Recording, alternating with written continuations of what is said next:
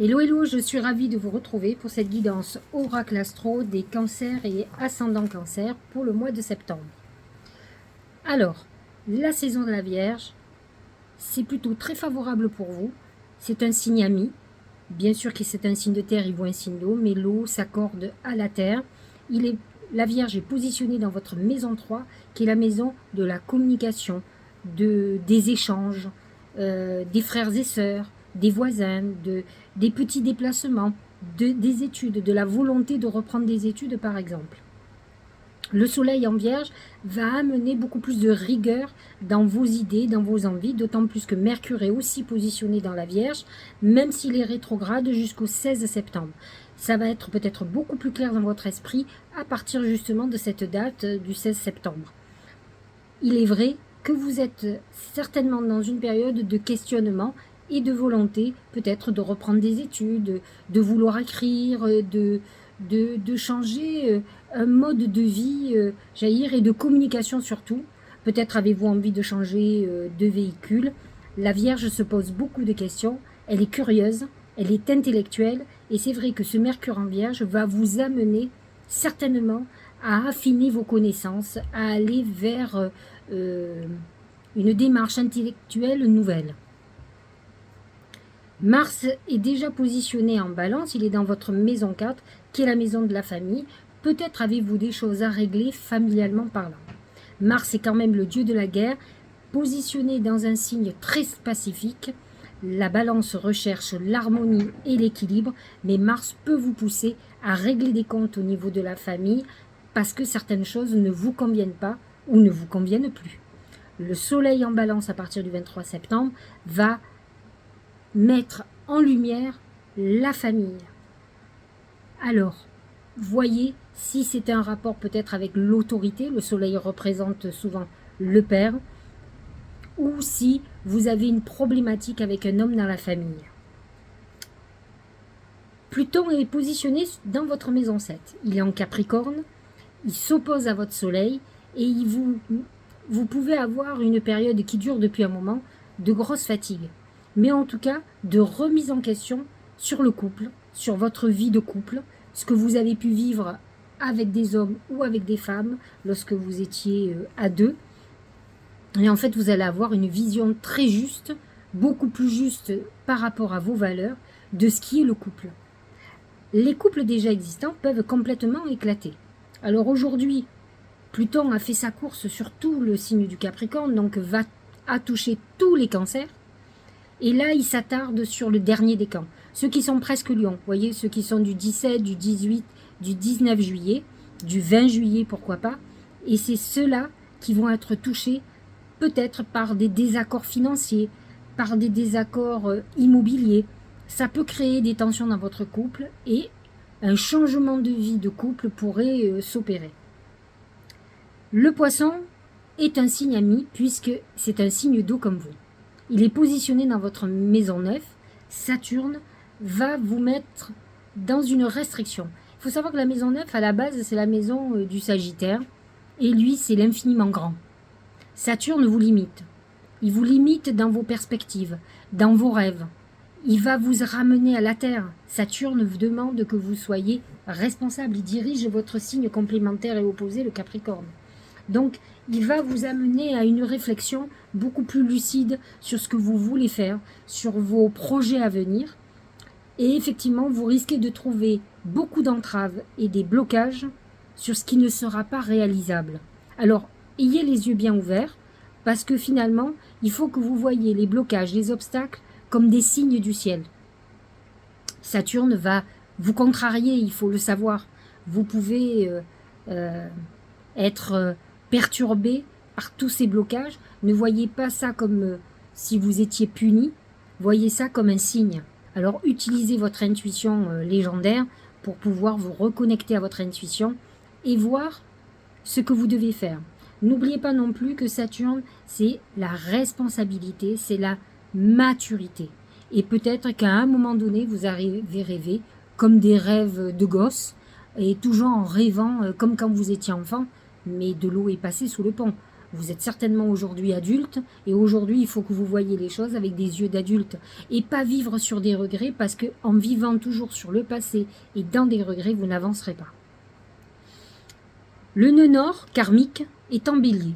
Il est positionné dans votre maison 10 et il va vous mettre face à vos ambitions, à votre travail, à l'évolution que vous voulez avoir. Alors attention à vos comportements jusqu'à présent, parce que lorsque le nœud nord passe dans une maison, il vous met à l'épreuve. Le karma, on sait ce que c'est la dette à payer. Donc attention, parce que le bélier est quand même très rebelle, il est conflictuel. Donc peut-être que vous n'êtes pas arrivé à assouvir vos ambitions, peut-être à cause d'un caractère un peu, j'ai envie de faire un pléonasme, caractériel. Donc attention à vos coups de gueule qui peut-être pour vous étaient justifiés, mais qui finalement ont été des entraves à votre évolution. Les planètes en taureau, qui sont là toute l'année et une partie de l'année prochaine, sont dans votre maison 11. Effectivement, le taureau est un signe amiste, un signe de terre. Il est positionné en plus dans votre maison 11, qui est la maison de vos amis, de vos protections. Donc, malgré tout, vous avez un Jupiter en taureau qui vous protège, qui fait que des personnes vont vous tendre la main au moment où vous en aurez besoin. Il y a des personnes certainement qui vont vous aider pour accéder peut-être à acheter un bien, à amasser de l'argent. Vous pouvez être amené à avoir beaucoup de coups de pouce. Vous pouvez demander des pistons aussi. Vous pouvez vous permettre de demander une augmentation. Alors, je ne dis pas ce mois-ci, même si effectivement les planètes en Vierge vont accentuer les effets, par exemple, du Jupiter en taureau, qui font que vous allez arriver à vous exprimer de telle manière qu'effectivement vous obtiendrez ce que vous voulez. Donc, c'est un bon mois pour ne pas hésiter à demander. Demander de l'aide, demander à votre banquier, demander à quelqu'un une promotion, une mutation, un changement de poste. N'ayez pas peur, vous avez un réseau autour de vous, professionnel et amical, qui vont vous soutenir. Vénus est en Lion, positionnez dans votre maison 2, dans la maison de l'argent. Alors, soit vous allez faire la rencontre d'un homme ou d'une femme argentée, qui va vous gâter, soit vous allez rentrer dans une phase d'abondance financière, et ça c'est plutôt sympathique, d'autant plus que Vénus va être directe, donc vous allez avoir une autoroute devant vous pour pouvoir réaliser tous vos désirs et pour ramasser de l'argent. Parlons des lunes. Nous avons une pleine lune le 31 août qui va être dans l'axe 3-9, soleil en vierge, lune en poisson. C'est l'axe de la connaissance, c'est vrai que je vous l'ai expliqué, vous êtes dans une période où vous allez avoir envie, vous allez être curieux et curieuse, avoir envie d'apprendre des choses nouvelles, vous intéresser à plein de domaines différents. La nouvelle lune de la Vierge va être positionnée dans votre maison 3, qui est la maison des mouvements, des petits voyages, de la communication, des échanges. Peut-être que vous allez être très invité ou en tout cas vous serez dans une optique où vous ne rencontrerez pas les gens au hasard. Vous serez à l'affût de gens nouveaux qui peuvent vous permettre d'accéder à vos rêves. En tout cas, c'est une bonne lune pour faire vos vœux. La Vierge en maison 3 avec Mercure vous permet d'être connecté à Mercure, le dieu du ciel, le messager des cieux. Et donc, vous pouvez à ce moment-là envoyer vos demandes, elles seront entendues. D'autant plus que vous avez Jupiter positionné dans votre maison 11 qui vous protège. Pour vous, c'est une très bonne lune. La pleine lune en bélier, elle, par contre, va concerner l'axe maison 4, maison 10, qui confronte la famille à nos ambitions. D'un côté, vous avez la lune en bélier et le nœud karmique en bélier, qui vous amène à certaines réflexions ou émotions que peut-être vous n'aviez pas à un moment donné dans votre vie ou dans vos ambitions. Et cette maison 4 en balance, où vous pouvez peut-être, où vous aurez peut-être des reproches, des choses où vous allez être confronté à certaines personnes peut-être qui ont été frustrées, ou peut-être êtes-vous la personne qui a été frustrée au niveau familial. Voilà pour tout ce qui est lune et astrologie. Nous allons parler des oracles. On va commencer avec mon oracle magique. C'est la grenouille. Alors la grenouille, comme le cancer, elle est liée à l'eau. Le cancer est lié à l'eau maternelle. L'eau de la comment ça s'appelle, de la grenouille, c'est souvent la nostalgie, un peu comme le cancer. Vous êtes dans une période où vous pouvez être tristouné ou tristounette. Vous pouvez être, ouais, je vous vois, vous pouvez pleurer. Vous pouvez être dans une période mélancolique. Vous pouvez ressasser des choses du passé. C'est pas une bonne chose. Utilisez vos erreurs du passé pour aller vers l'avenir. Mais vous ne rattraperez pas le temps, alors ne perdez pas du temps avec le passé et ce que vous n'avez pas fait, c'est trop tard.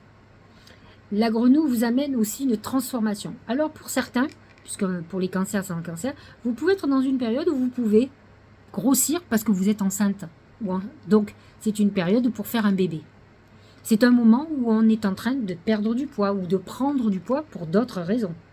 C'est un moment de métamorphose physique, mais aussi c'est un moment de métamorphose psychologique. Donc tout ça, ça peut vous chambouler parce que vous êtes quand même des personnes dans l'hypersensibilité. Au niveau professionnel et financier, c'est l'hiver.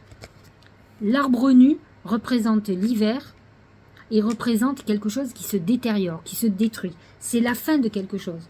Donc vous pouvez être dans une période où vous repartez à zéro, où vous allez payer des dettes, où vous avez arrêté une activité et donc, comme toute fin, il y a un renouveau qui se prépare.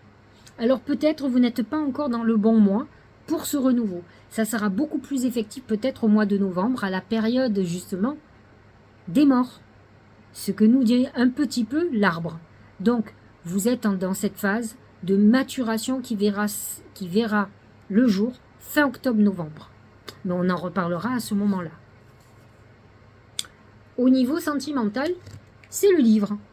Études, connaissances. Vous êtes peut-être dans une période d'analyse.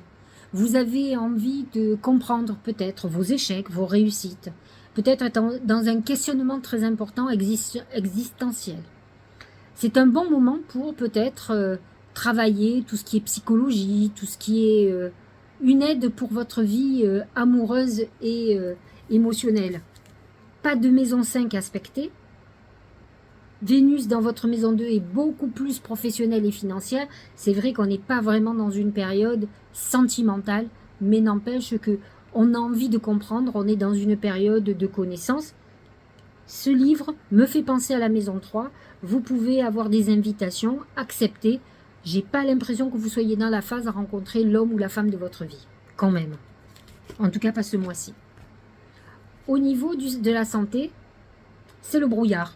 Le brouillard représente plusieurs choses. C'est le brouillard dans la tête. Donc une période, effectivement, où on est angoissé, on ne sait plus où on en est, on est perdu, on est déprimé, on est mélancolique. Le brouillard représente aussi tout ce qui est respiratoire. Vous pouvez avoir des problèmes de bronches, de poumons. C'est un moment, faites très attention si vous fumez. Vous pourriez avoir de gros soucis à cause de la cigarette. Donc, on est dans cette phase-là. Nous allons voir ce que nous dit l'oracle du Tao. C'est la jeune mariée. Alors, qu'est-ce que ça nous dit, la jeune mariée? Situation compromettante. C'est des histoires, des doubles vies, des histoires cachées. Je comprends pourquoi je ne vois pas ouvertement l'homme ou la femme de votre vie. Peut-être êtes-vous dans une histoire avec quelqu'un de pas disponible. Et donc, ça peut vous poser problème. Alors, peut-être qu'il y a une histoire un peu d'intérêt ou quelqu'un qui vous gâte quand même. Si vous êtes heureux ou heureuse, c'est ce qui compte. L'essentiel, le reste, on s'en fout un peu. Subordination, victime de la séduction, manipulation. Alors, attention, comme vous pouvez être dans une frustration amoureuse, de ne pas tomber sur quelqu'un qui vous fasse beaucoup de promesses et qui, au demeurant, vous a menti, vous a mené en bateau. Alors, je vais peut-être avoir vos foudres, mais souvent le cancer fait partie de ces personnes-là. Qui sont... Parce que le cancer, on vous dit, il est très fidèle. Oui, il est fidèle surtout à lui-même. Parce que le cancer, il aime bien mentir. Il se raconte des histoires. Alors, pas tous les cancers, attention. Je suis obligée de parler des exceptions. Et le cancer peut vous raconter une histoire peut-être à laquelle il croit, ce cancer.